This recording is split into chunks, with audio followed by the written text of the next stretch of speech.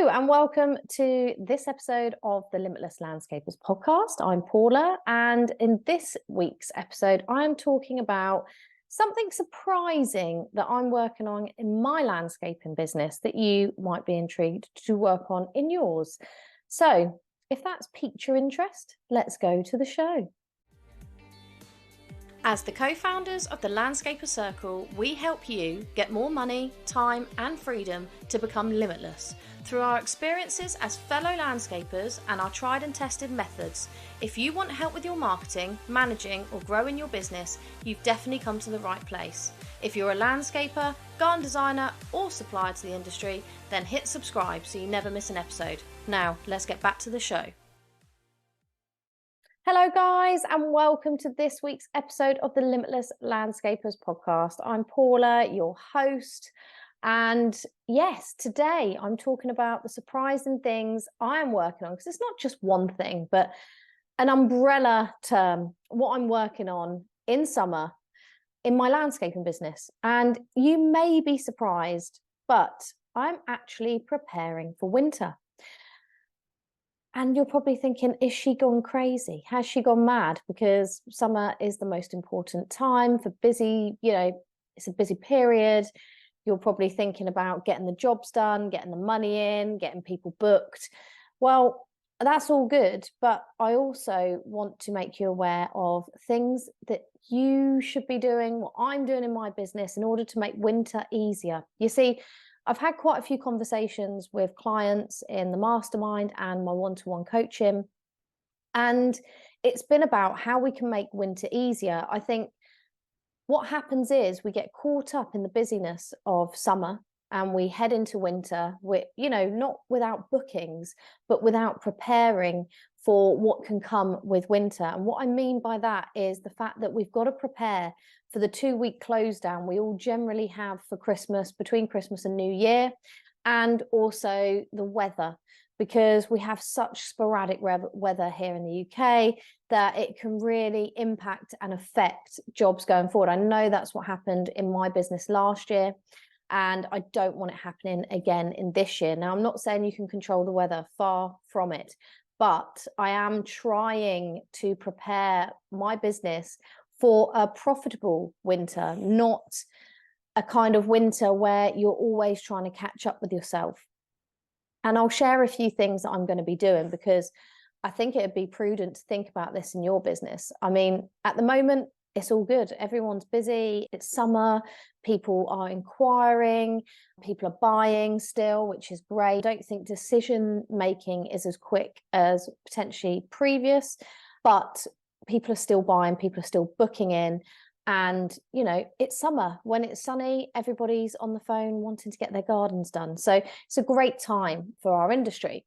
But I always feel that winter looms and it kind of comes upon us quite quickly, because in summer, I don't know about you, but if you have children, you're probably trying to manage summer holidays as well. That's something I've looked at this week. So planning out the summer holidays, what days are going to be childcare, whether Mike is able to take a couple of days off work to have the kids, whether we're going to book a holiday, etc. And it's all about summer holidays, making sure we've got the staff in place, making sure we can get the jobs done. And then we're kind of not looking forward enough to the closure in December, which will be here within, it'll feel like seconds really. Time does fly and it continues to fly. And what I'm going to bring to you today is how we can kind of prepare for that, and a couple of things that I'm going to be looking at and I am looking at in my business going forward to prepare for this time. Because it's not just the fact that it's possibly 2 weeks closure, it's the fact that you have to then manage client expectations, and we also have to have the right projects as well. But I'm getting ahead of myself. So yeah, one of the key things that I think you should really start taking, making front and center of your business anyway during the whole year, but particularly when you're forecasting forward, is your cash flow. Now, I'm still talking to people who don't run a cash flow forecast, and I suppose I understand, because it took me a few years before we started running a cash flow forecast in our business. And I understand it's quite a boring thing. If you're not that way inclined, if you're not loving a spreadsheet, if you don't like the detail, it's not the most fun thing to do. But trust me when I say, once you start doing it, it makes you feel far more confident in your business, and it gives you a lot more facts to base business decisions on, and to base your growth decisions on, because obviously all of us are here trying to grow a business in different ways, and the cash flow can really obviously make or break that. And if you haven't got the cash there, or we've got areas where it's dipping out, particularly in winter when we are closed for 2 weeks and you can't make the money, you have to make sure that you are running that cash flow forecast to see where the dips are going to be and how you're going to fill those dips or drops in cash flow. And I think this is really important. If you are not running a cash flow, you definitely need to be. I do have a free cash flow forecast template that you can access. If you drop me a message, I can send that to you.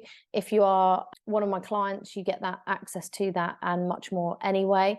But essentially, it's essential for any business. And I think sometimes we can just think it's a nice to have, but actually this should be what you base a lot of your decisions on, a lot of your growth plans on, and also how you're going to manage your business through that close down period, through the hard times, which is generally for us guys winter, because unfortunately for us, we can't control the weather. There's no way. I haven't found a way to control the weather yet. If I do, I will be the first to let you know. But essentially, we can manage our cash, and we can start to build things in now that are going to build the cash reserves to take us through winter. We also need to be looking at what customers and projects are going to fit the winter period. So you know as well as I do, as a landscaper, there are certain jobs you cannot get done, and there are certain jobs that are perfect for the winter, and it's your job to manage this. So it's your job, instead of just to take, when you're booking in clients, it can be easy just to be just booking them in methodically, one after the other, one after the other. But it takes a bit of planning and thought process to think which ones would fit the winter months the best. Can we maneuver them slightly to fit them to where they would fit best, how it's going to run better? It's all about forward planning. And I think that's what I'm trying to get across to you today. It's all about forward planning many aspects of the business. And this is the kind of thing that I am looking at in my landscaping business. It's getting the cash flow and building up the cash reserves by lots of different strategies that I can work on in my business to bring in that cash. And then it's looking at what projects will fit, how we can fulfill the winter period well, without getting too overwhelmed, without having projects that are going to continue to be open going into the following year, because we had that this year and it's been an absolute nightmare getting jobs finished. And obviously the weather was just horrendous. So thinking about that and thinking about what projects we can get in, whether we can focus on other services and, anything like that can sustain you through this period. And then it's looking also at staff requirements. We all go through our business lives, and a lot of the time we are only finding staff when we are desperate for them, which means we often make really poor decisions because we are desperate for the staff to get us through the busy periods. We're not looking further than the next few months ahead. And I think if we all could take a step back and start planning and think about what staff do we need, not just during the summer, but again, what spaces have we got for the winter?